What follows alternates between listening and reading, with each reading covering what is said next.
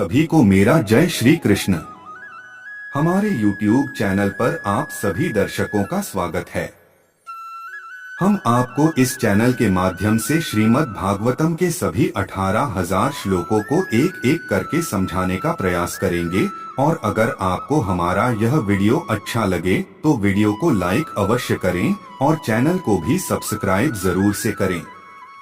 तो आइए इस वीडियो को प्रारंभ करते हैं। जय श्री कृष्ण। आज हम प्रथम स्कंद के प्रथम पाठ के 13, 14, 15 और 16 इन 4 श्लोकों को समझेंगे। तो चलिए प्रारंभ करते हैं। इसका 13वां श्लोक इस प्रकार है। तन्नः शुश्रूषमाणानामर्हस्यङ्गानुवर्णितुम् यस्यावतारो भूतानां क्षेमाय च भवाय च।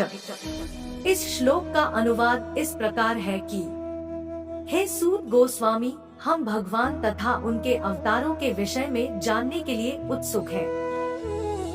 कृपया हमें पूर्ववर्ती आचार्यों द्वारा दिए गए उपदेशों को बताइए, क्योंकि उनके वाचन, श्रवण तथा कहने सुनने दोनों से ही मनुष्य का उत्कर्ष होता है। अब हम इसका अर्थ समझेंगे। यहाँ पर परम सत्य के दिव्य संदेश के श्रवण हेतु आवश्यक शर्तें प्रस्तुत की गई है। पहली शर्त यह है कि श्रोता को अत्यंत निष्ठावान तथा सुनने के लिए उत्सुक होना चाहिए। दूसरी शर्त यह है कि वक्ता मान्य आचार्यों की शिष्य परंपरा में से हो।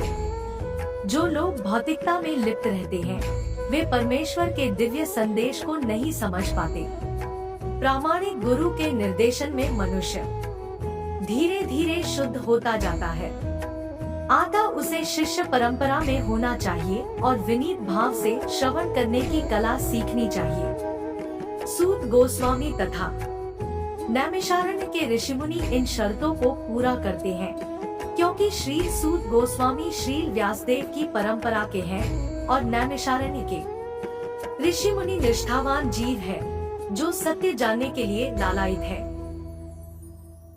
आता भगवान श्री कृष्ण के अलौकिक कार्यकलाप, उनका अवतार, उनका जन्म, आविर्भाव या तिरोधान, उनके स्वरूप, उनके नाम इत्यादि उन लोगों के जानने योग्य है जो समस्त शर्तों को पूरा करते हैं।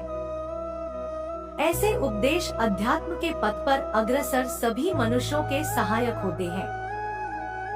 यहाँ 13वें श्लोक का वर्णन संपन्न हुआ है। अब हम 14वें श्लोक को समझेंगे, जो इस प्रकार है। आपन्ना संसृति घोरा यन्नाम विवशो गृणन् तथा सद्यो विमुचेत यद्विभेति स्वयं भयम्। इस श्लोक का अनुवाद है कि जन्म तथा मृत्यु के जाल में उलझे हुए जीव यदि अनजाने में भी कृष्ण के पवित्र नाम का उच्चारण करते हैं तो तुरंत मुक्त हो जाते हैं, क्योंकि साक्षात भय भी इस नाम से भयभीत रहता है। अब इस श्लोक का अर्थ समझेंगे, जो इस प्रकार है। वासुदेव अथवा पूर्ण पुरुषोत्तम भगवान कृष्ण सभी के परम नियंता है। इस सृष्टि में कोई ऐसा नहीं है जो भगवान के क्रोध से भयभीत न हो। रावण, हिरण्यकशिपु, कंस जैसे विकट असुर तथा ऐसे ही अन्य शक्तिशाली जीव भगवान द्वारा मार डाले गए। पराक्रमी वासुदेव ने अपनी सारी निजी शक्तियां अपने नाम को प्रदान कर रखी हैं।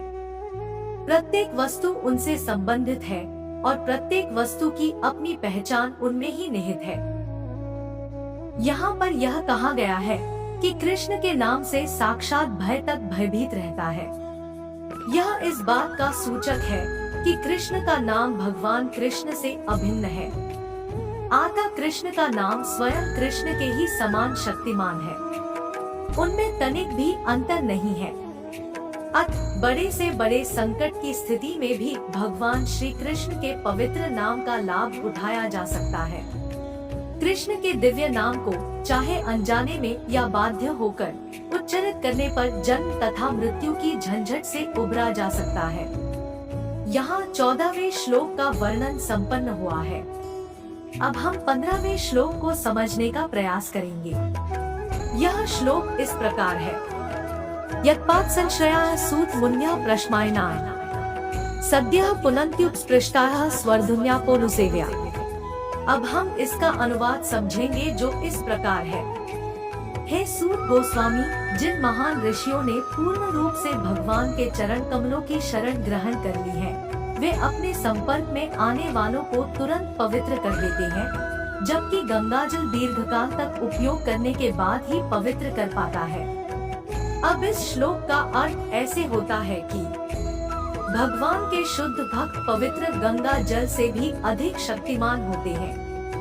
मनुष्य गंगाजल के दीर्घकालीन प्रयोग से ही आध्यात्मिक लाभ पा सकता है, किंतु भगवान के शुद्ध भक्त की कृपा से मनुष्य तुरंत ही पवित्र हो सकता है।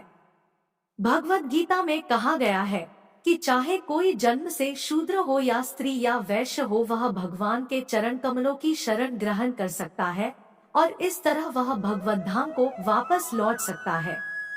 भगवान के चरण कमलों में शरण ग्रहण करने का अर्थ है शुद्ध भक्तों की शरण ग्रहण करना। जिन शुद्ध भक्तों का एकमात्र कार्य भगवान की सेवा करना है, वे प्रभुपाद तथा विष्णुपाद कहलाते हैं, जो ऐसे भक्तों के भगवान के चरण कमलों के प्रतिनिधि होने का द्योतक है। अतः जो भी व्यक्ति शुद्ध भक्त को अपना गुरु मानकर उनके चरण कमलों की शरण ग्रहण करता है, वह तुरंत शुद्ध हो जाता है।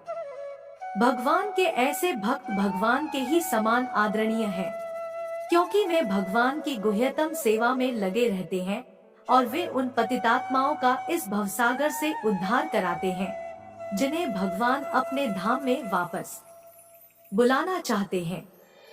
शास्त्रों के अनुसार ऐसे शुद्ध भक्तों को तो उपप्रभु कहा जाता है। शुद्ध भक्त का निष्ठावान शिष्य अपने गुरु को भगवान के तुल्य मानता है, किंतु अपने आप को भगवान के दासों का भी दास समझता है। यही शुद्ध भक्ति का मार्ग है। यहाँ 15वें श्लोक का वर्णन संपन्न हुआ। अब हम 16वें श्लोक को समझेंगे, जो इस प्रकार है। को वा भगवतस्तस्य पुण्य श्लोकेद्य कर्मणः शुद्धि कामो न शृणुयाद्यशा कलिमलाभम्। इस श्लोक का अनुवाद इस प्रकार होता है कि इस कलह प्रधान युग के पापों से उद्धार पाने का इच्छुक ऐसा कौन है, जो भगवान के पुण्य यशों को सुनना नहीं चाहेगा। इसका अर्थ होता है कि कलयुग अपने कलह प्रधान लक्षणों के कारण अत्यंत निकृष्ट युग है। यह पापाचारों से इस प्रकार परिपूरित है कि थोड़ी सी नासमझी से बड़ी भारी लड़ाई हो जाती है। जो भगवत भक्ति में लगे हैं, जिन्हें आत्मश्लाघा की कोई इच्छा नहीं है और जो कर्मों के फल तथा शुष्क दार्शनिक ज्ञान से मुक्त हैं, वे ही इस जटिल युग के बंधन से छूट सकते हैं। जनता के नेता शांति तथा मैत्री से रहने के लिए उत्सुक तो हैं, किंतु उन्हें भगवान की महिमा के श्रवण की सरल विधि के बारे में कोई जानकारी नहीं है। इसके विपरीत ऐसे नेता भगवत महिमा के प्रचार के विरोधी है।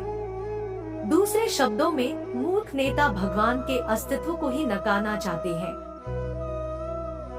धर्मनिरपेक्ष राज्य के नाम पर ऐसे नेता प्रति वर्ष नई नई योजनाएं बनाते हैं, किंतु भगवान की प्रकृति की दुर्लंघ जटिलताओं के कारण उन्नति की ये सारी योजनाएं निरंतर विफल होती रहती हैं।